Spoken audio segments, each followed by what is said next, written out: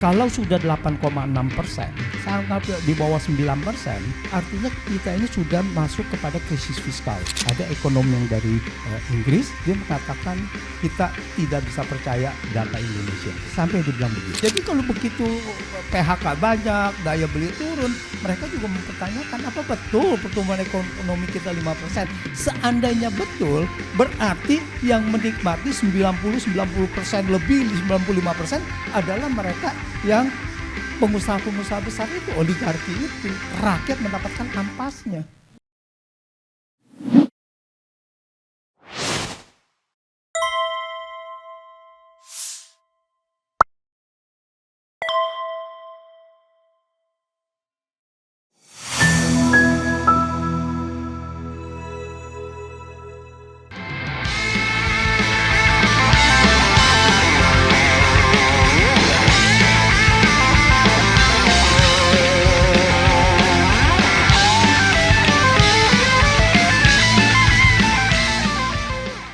Ya, terima kasih Mas Herustu.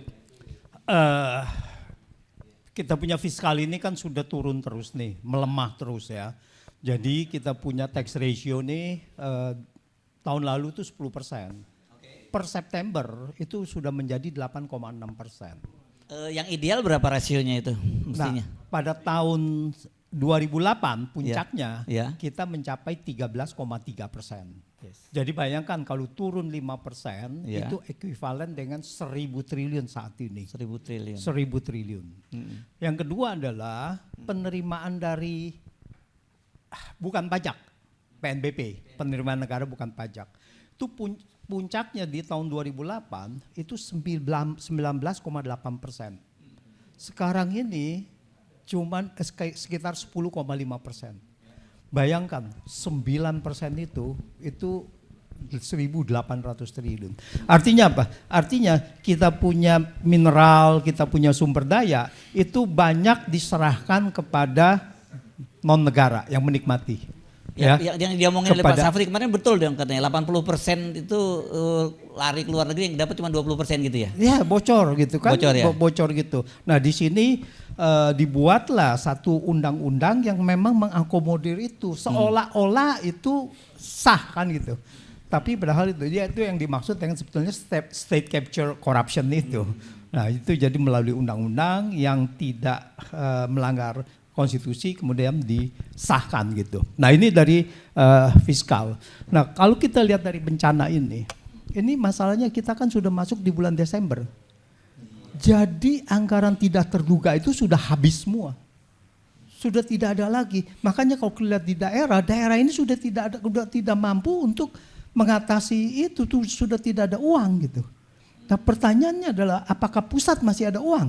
Kan efisiensi kata Pak Prabowo. Efisiensi itu cuma dari satu departemen ke departemen lain, tetapi totalnya kan tidak, karena dialihkan ke MBG, dialihkan ke tempat-tempat lain gitu. Secara total tidak ada efisiensi gitu. Malah kita punya itu naik terus. Defisit kita juga melebar ya gitu. Nah jadi ini yang mengkhawatirkan. Jadi kebijakan fiskal ini bagaimana ke depannya?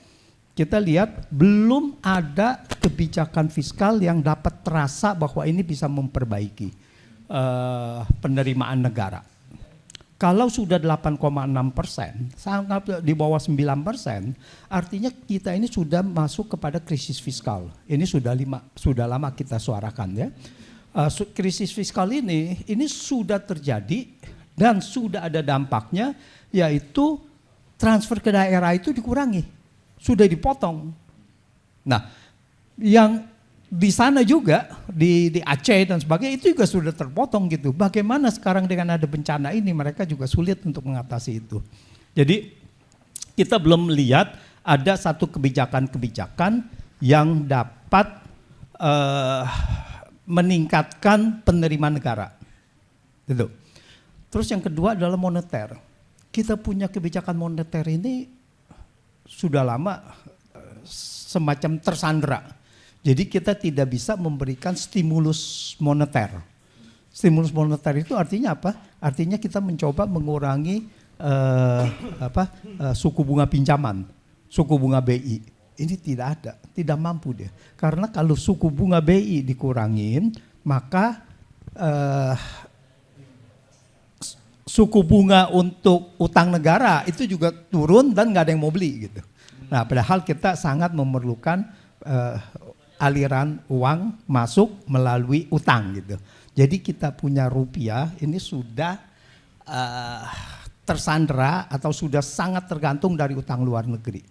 Nah, makanya rupiah ini sekarang sudah 16.700 menuju 17.000. Ya, tahun depan pasti 17.500 menuju itu. Jadi setiap hari terus akan begitu. Dan akan terus turun 17.000, 18.000, setiap tahun akan turun terus gitu, rupiah. Jadi kebijakan moneter kita tidak bisa untuk meningkatkan pertumbuhan ekonomi. Stimulus fiskal ruangnya juga sempit karena penerimaan negara semakin sulit. Jadi kita sulit untuk meningkatkan pertumbuhan ekonomi dari dua instrumen makro ini. Yang ketiga, ini kita tidak ada kebijakan koordinasi. Ini Kementerian Perekonomian ini mau ngapain? Jadi kita tidak lihat. Jadi misalkan Menteri Keuangan, dia bukannya dia masuk di fiskal, tetapi dia masuk di likuiditas. Ya, 200 triliun. Ya, dia masukkan 200 triliun untuk katanya untuk pertumbuhan ekonomi. Nah, ini pertanyaannya adalah ini ruang moneter, ruang likuiditas ini atau ruang fiskal. Nah, sekarang kita tidak lihat bahwa Menteri Perekonomiannya itu, Menko Perekonomian itu mampu untuk mengatasi itu semua. Jadi dia tidak bisa koordinasi kebijakan fiskal, tidak bisa koordinasi kebijakan moneter, tidak ada koordinasi untuk industri, untuk perdagangan dan sebagainya gitu. Ini ya harusnya Menteri Perekonomian ini tidak perlu lagi gitu. Mungkin dia sibuk dengan minyak goreng kali ya, atau gimana gitu. Nah itu, jadi kita tidak ada satu kebijakan yang bisa mengintegrasikan ini, bagaimana memberikan stimulus ekonomi, memperkuat fiskal, memperkuat moneter dan sebagainya. Dan yang terakhir adalah mengenai pertumbuhan ekonomi. Jadi pertumbuhan ekonomi itu saya ada grafiknya, ya. Jadi ada dua grafik saya menyandingkan dari 2005 sampai dengan 2024. Kita lihat 2005 sampai dengan 2014 itu fluktuasinya begini tuh. Ya. Tapi begitu 2015, 14 sampai 2024 datar. 10 tahun ekonomi bertumbuh sekitar 5%, ini adalah fabrikasi data. Saya bisa meyakinkan itu. Realitasnya berapa?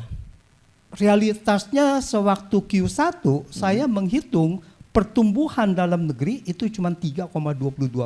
Itu pertumbuhan dalam negeri. Ya, konsumsi domestik aja kan lebih dari itu, Mas Antoni. Masa cuma segitu? Enggak, kontribusinya enggak segitu gitu. Okay. Terhadap pertumbuhan ya, pertumbuhan ya. Dia palingan cuma 2%, kemarin ini 1% lebih. Kan kita tahu konsumsi kita kan sedang melemah. Ya, bahwa daya beli melemah dan sebagainya gitu. Nah, jadi pertumbuhan ekonomi 3,22% didongkrak oleh ekspor impor, seolah-olah ekspor importnya tinggi, dan kemudian sisanya kemana? Masih belum cukup dengan supply. Sisanya kemana? Dianggapnya sebagai diskrepensi statistik. Jadi itu adalah sampah untuk menyesuaikan antara produksi dengan konsumsi gitu. Apa bahasa mudahnya itu tadi ya bahasa mudah? Diskresi tadi, statistik tadi. Diskrepansi statistik. Ya, jadi begini, kalau kita melihat ekonomi, berarti kita pertama melihat dari produksi. Okay. Ya, produksinya dikatakan adalah 5,12%. Yang terakhir 5,0%. Lalu kemudian dilihat apakah produksi ini terserap semua. Ya, lalu dihitung-hitung itu tidak terserap. Ya, tidak serap apa? Berapa sisanya? Sisanya misalkan 1% lah, ya kalau ini 4% gitu, sisanya 1%. Kemana itu? Dianggap diskrepensi statistik. Nah itu adalah buangan untuk menyesuaikan aja gitu.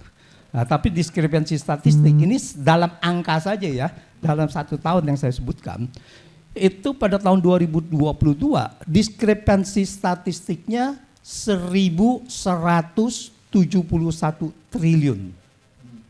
Ya, di dalam angka nominal ya. Kita mau membandingkan dengan angka ini besar apa tidak sih? Dengan kita sandingkan dengan pengeluaran pemerintah. Pengeluaran pemerintah pada saat itu cuma 1.570 triliun. Bayangkan, jadi ini udah hampir tidak masuk di akal diskrepansi statistiknya ini gitu. 1.170 triliun dengan 1.570 triliun. Nah inilah, jadi kita lihat bahwa di sini ada fabrikasi data kalau menurut saya dari 2015 sampai 2024 dan juga ini berlanjut terus, dan kalau kita sandingkan dengan angka Vietnam ya mungkin nanti bisa dilihat itu. Jadi angka Vietnam itu begitu kita ngambil 4 tahun saja lah, 2016 sampai 2019 sebelum pandemi. Vietnam bisa begini, bisa ada 7%, 5%, 4% terus dia punya.